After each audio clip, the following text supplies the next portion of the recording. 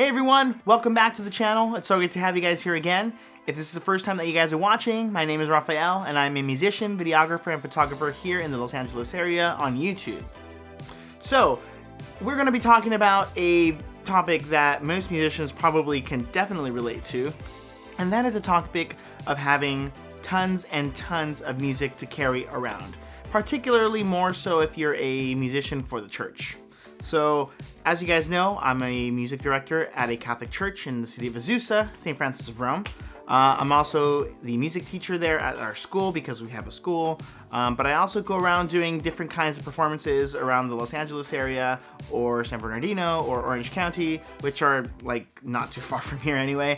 But we've got tons of music as musicians, right? And so one of the problems is when we leave a place, we're always concerned that we make sure that we have all the music, all the books, all the, you know what I mean? You know what I'm talking about. We want to make sure that we have everything we need in order to do our job.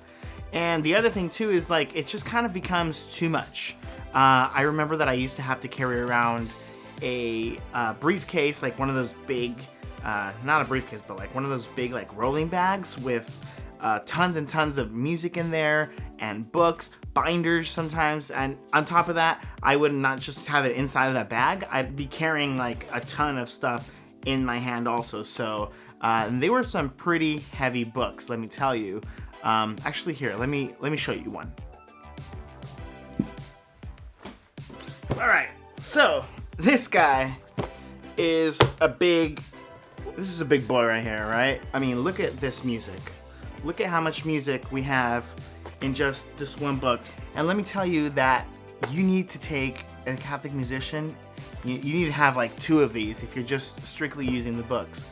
And that's just for like one kind of book. If you're using music that's not in there, then you're having to carry other books, and yeah, it's a lot of music to carry. Alright, so I needed to find a solution, but I just didn't know what exactly to do. So a few years back, it wasn't mine, but a few years back, I do remember seeing a friend of mine having an iPad with music in it, and I remember thinking to myself, how does he have that? And I'm like, I need to get one of those. Again, I didn't have an iPad at the time, so I knew what it was, obviously, but I just didn't know that I needed an iPad for that reason until I saw that friend carrying all of his music inside of that little iPad. So naturally, I was like, I gotta go in that direction. So I did a little research, and first thing that I did was I put all of my music into iBooks, which didn't really work out very well. At least I tried to start to do that. And it was really hard. It was really hard to try and get all of that music into iBooks because at the time, iPads didn't have enough storage to be able to put that much music, and I had a ton of music. I mean, as a music director, your library just kind of grows and grows and grows, and you just have tons of music.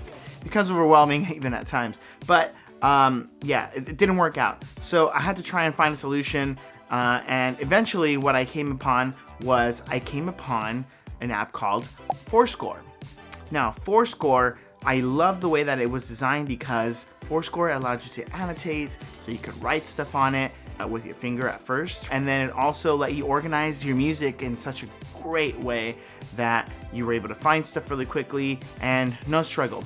The one thing though is that it was an app that I had to pay for, but I'm glad I made the investment because it was super worth it. And so if you guys go on right now at the time of recording this video, you can purchase the forScore app for $15, $14.99, and it's an app that you're gonna be using, I promise you, once you've gotten on it, because it really helps clear away the agonizing pain of having to bring binders and music books and sheet music, and yeah, it's great. So how do you get the music in here? Well, most of the music now you can find digitally, so all you have to do is just download your digital file and put it right into your forScore app, and it's done already. It's there for you. It's great. But there are some songs or some pieces of music that you won't find easily accessible on digital, and so how do you solve that? I have another app, and that app is called Scanner Pro. Again, another premium app, but worth the investment. This one a little more affordable. This comes in at $3.99, $4, no big deal. So in total, for both of these apps, you end up paying just about under $20, right? I don't think that's really that bad. With forScore, you are able to do a subscription thing. It's like $10 a month or something. I personally don't need it, so I don't pay for that premium. But if you need some of those tools that the Pro forScore does offer, again, it's only $10 a year. It's not even a month, it's like $10 a year. You can do that if you'd like, so that option is there for you.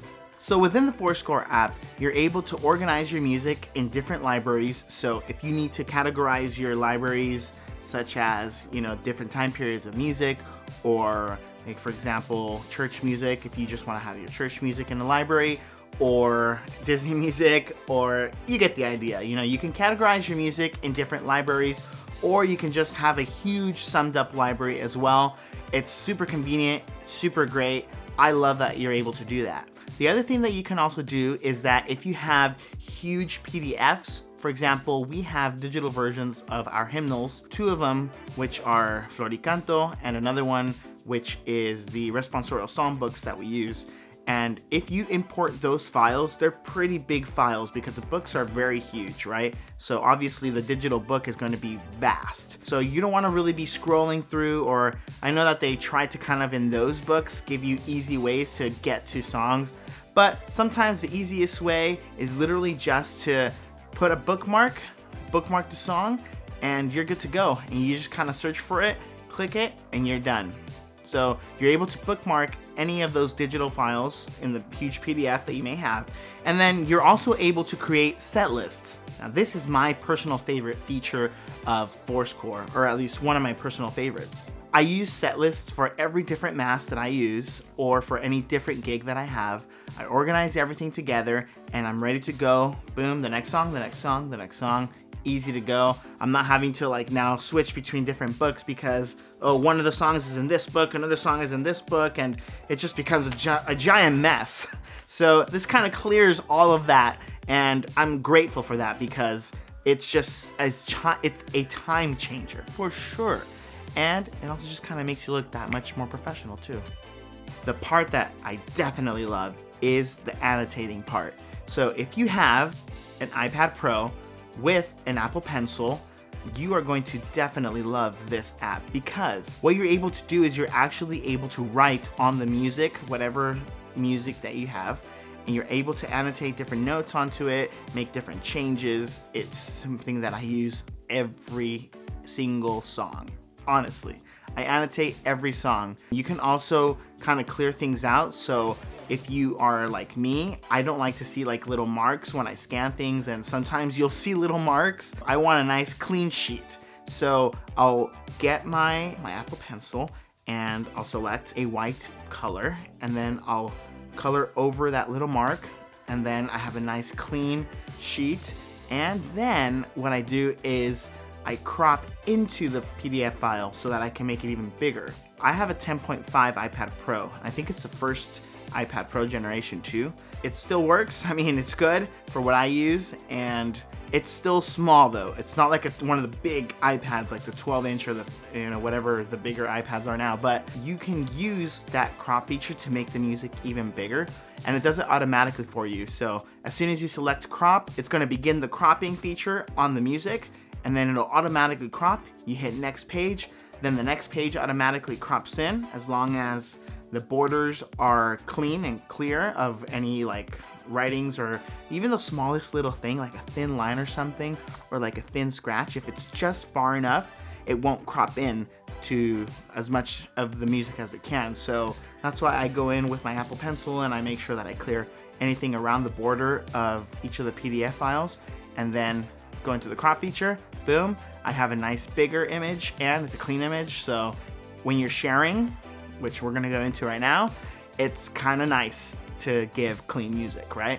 That's the other thing. You're able to easily share your set lists, a PDF file, with another musician, because of course collaborating with different musicians, or again, if you work in a church environment, you're giving music to some of your singers or an instrumentalist. And you're also easily able to like change music if you have to, or if somebody doesn't have it, you're easily able to give them the music. If they have an iPad, you can airdrop it or airdrop it onto the phone, because the forScore app is for iPad and for iPhone. The only thing it's not for, and this goes for both Scanner Pro and forScore, you can't use them on an Android phone.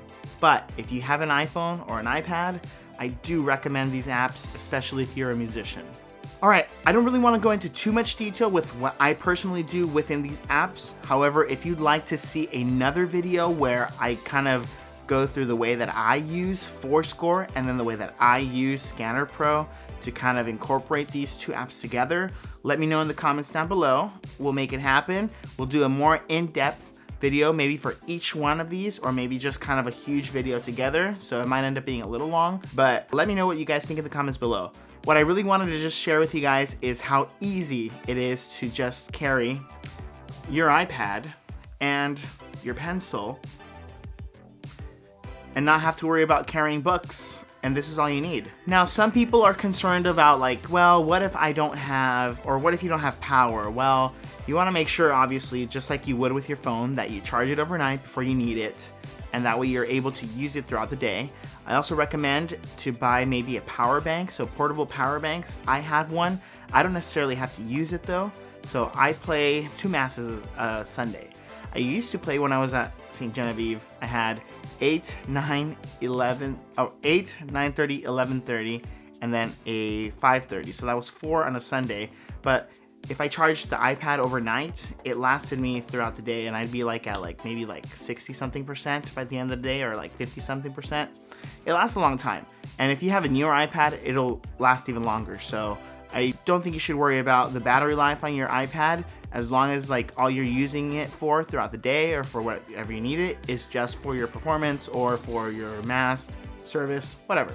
All right, everyone, well, that's it for now. Thank you so much for watching. Don't forget to like, subscribe, share the video, comment down below. Let me know what you guys think of these apps. Let me know if you guys would be interested in using these apps.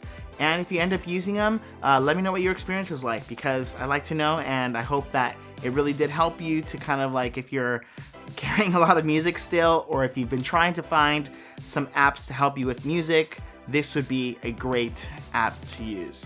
And don't forget to hit the bell notification down below so that you guys know when I upload new videos. That way, also, you guys don't think that I like am not on here as much. I'm really trying to be on here, and I know there wasn't a video this last week, but I'm gonna make up for it. We're gonna have another video, 2 videos this week. So I hope you guys enjoy the videos, right? But yeah, that's what we're gonna do this week. All right, everyone, thanks again for watching. I'll catch you on the next video, and until then, see you then.